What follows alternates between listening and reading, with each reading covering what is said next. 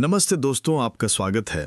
आज हम आपको हिमाचल प्रदेश की शांत मगर सस्पेंस से भरी एक ऐसी सच्ची घटना सुनाने जा रहे हैं जिसने दो जिंदगियों का भविष्य हमेशा के लिए बदल दिया।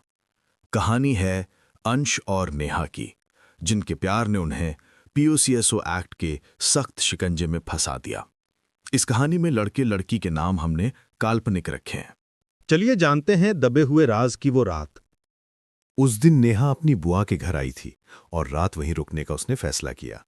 बुआ की बेटी कशिश नेहा की अच्छी दोस्त थी, लेकिन किसे पता था कि किस्मत ने कुछ और ही लिख रखा है।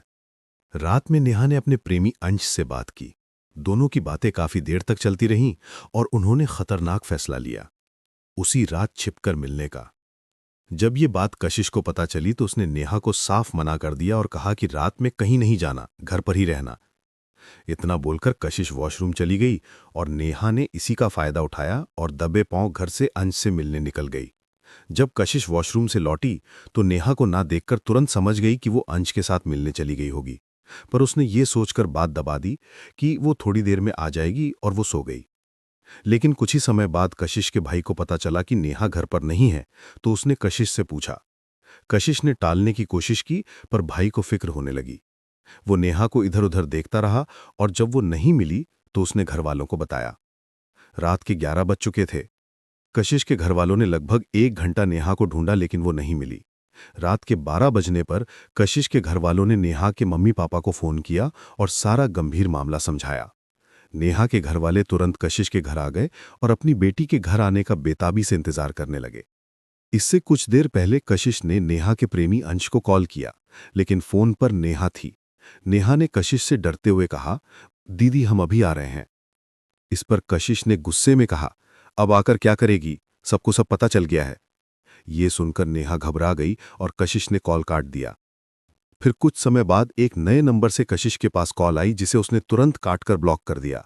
इधर कशिश के घरवाले उस पर शक करने लगे और उसका फोन चेक करने लगे, जबकि उसी समय नेहा और अंश पकड़े जाने से बचने के लिए एक झूठा प्लान बना रहे थे।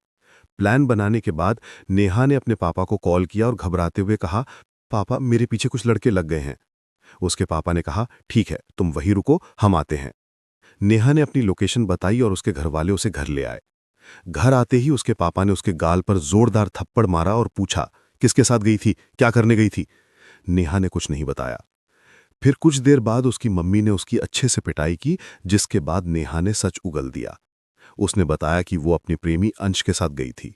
उसने अंश का नाम बताया, कहाँ और कैसे मिले, सब कुछ बताया, और ये भी बताया कि वे दोनों एक मॉल में साथ काम करते थे। अगले दिन सुबह हुई। सुबह होते ही नेहा के घरवाले उस मॉल पहुंचे जहां अंश काम करता था। उन्होंने अंश को 2 थप्पड़ लगाए और उसे नेहा के घर ले आए। वहां अंश से पूछा गया, लेकिन वो चुप रहा। फिर उसकी डंडे और थप्पड़ों से बुरी तरह पिटाई की गई। तब अंश ने कबूल किया कि हाँ, वे बाहर घूमने गए थे। लेकिन नेहा के घरवाले पूरा सच जानना चाहते थे कि उस रात उन दोनों के बीच क्या हुआ था, लेकिन वे दोनों इस बात को कबूल नहीं कर रहे थे। आखिरकार नेहा के घरवालों ने दोनों को पुलिस के हवाले कर दिया। पुलिस ने प्यार से पूछा, लेकिन उन्होंने सच नहीं बताया। फिर पुलिस ने दोनों की अच्छे से पिटाई की, जिससे दोनों की हालत खराब हो गई। तब जाकर दोनों ने वो बड़ा राज कबूल किया कि उस रात वे दोनों शारीरिक रूप से करीब आए थे। ये सुनते ही पुलिस ने अंश को और भी ज्यादा पीटा, क्योंकि लड़की नाबालिग थी। पुलिस ने ये बात नेहा के घरवालों को बताई और नेहा के घरवालों ने अंश के खिलाफ एफआईआर यानी कि शिकायत दर्ज करा दी। पुलिस ने दोनों का मेडिकल टेस्ट कराया और अंश के खिलाफ मुकदमा दर्ज कर दिया। लेकिन अंश के माता पिता ने नेहा के परिवार से बात की और आपसी फैसला यानी कि समझौता करने को कहा। पहले तो नेहा के घरवाले नहीं माने, लेकिन फिर एक दिन नेहा के पिता समझौते के लिए तैयार हो गए। फैसले की तारीख आ गई। अंश के घरवाले तारीख पर समय से कोर्ट पहुंचे, लेकिन नेहा के घरवाले नहीं पहुंचे। उन्होंने अंतिम समय पर आपसी फैसला करने से मना कर दिया। और फिर वही हुआ। अंश, जो नेहा का प्रेमी था, उसके खिलाफ पोक्सो एक्ट के तहत 10 साल की कठोर कारावास की सजा सुना दी गई।